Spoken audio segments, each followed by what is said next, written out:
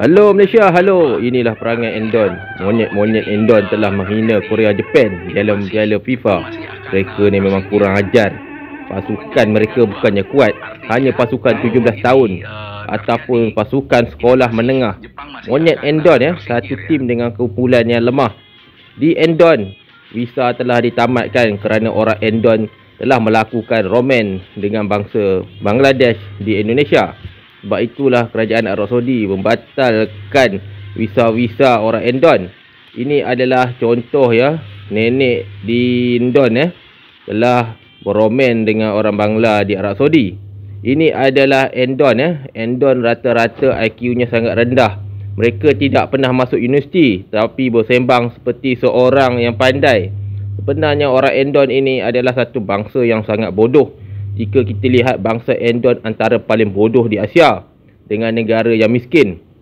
Negara Endon juga gagal membayar hutang kepada Belanda. Mereka berhutang dengan Belanda selama 999 tahun. Selain itu, Belanda memanggil mereka ke bangsa babu yang degil. Jika Belanda menjajah Indonesia, Indonesia confirm akan salah. Ini adalah senjata Senjata ini telah standby di Ambalat dan Natuna. Indonesia tidak berani untuk mengganggu gugat kapal-kapal Malaysia yang berlabuh di lautan di Indonesia. Sebab Indonesia tahu kalau perang Asia kalah.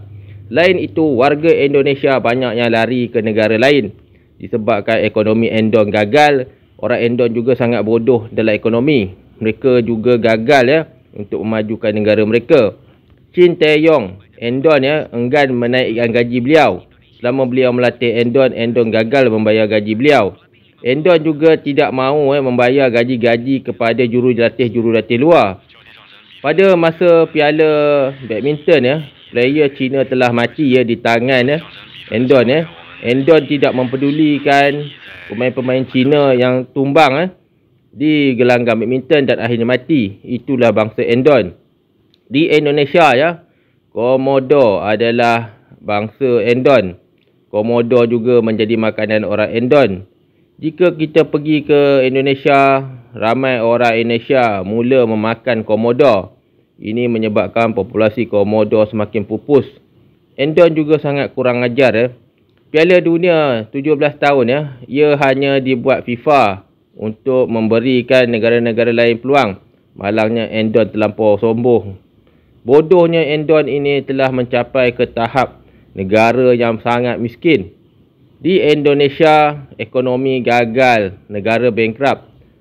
Bangsa Indonesia telah menjadikan bola sepak sebagai hadiah kerana mereka setiap hari kebuluran. Selain kebuluran, orang Endon juga mencuri Sumatera punya duit dan juga Kalimantan.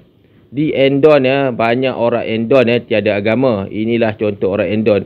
Saya dirasuk anjing, saya dirasuk anjing. Di Endon ramai orang Endon begini Mereka menjadi begini kerana antara satu sebab bangsa Endon adalah bangsa paling sial dan bodoh. Mereka juga jago kampung. Mereka hanya mengamuk di dalam kampung. Selain kebuluran, orang Endon sangat kesian. Mereka hanya makan nasi tanpa lauk. Ini disebabkan orang Endon ini adalah pemalas.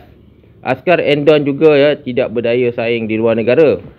Selain menjadi askar yang sangat gemuk, askar Indonesia pernah dijajah Malaysia pada tahun 1960-an.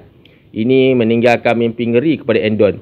Walaupun Endon sangat jahat, Malaysia menganggap bahawa bangsa Endon ini adalah seperti monyet di atas pokok. Tiada nilai. Sebab itulah askar Endon jika anda lihat kebanyakan mereka yang bekerja di Endon sangat gemuk dan buruk. Saya takutlah. Selain itu, bangsa Endon antara paling bodoh di Asia. Mempunyai lulusan yang sangat rendah. Bangsa Endon menganggap perlawanan dan sukan itu sebagai jati diri dan kebanggaan Indonesia. Tiada apa yang boleh dibanggakan oleh Indonesia. Jom kita dengar cakap orang Endon. Endon juga menyalahkan orang Aceh dan orang Melayu ke atas kegagalan orang Jawa menguruskan ekonomi.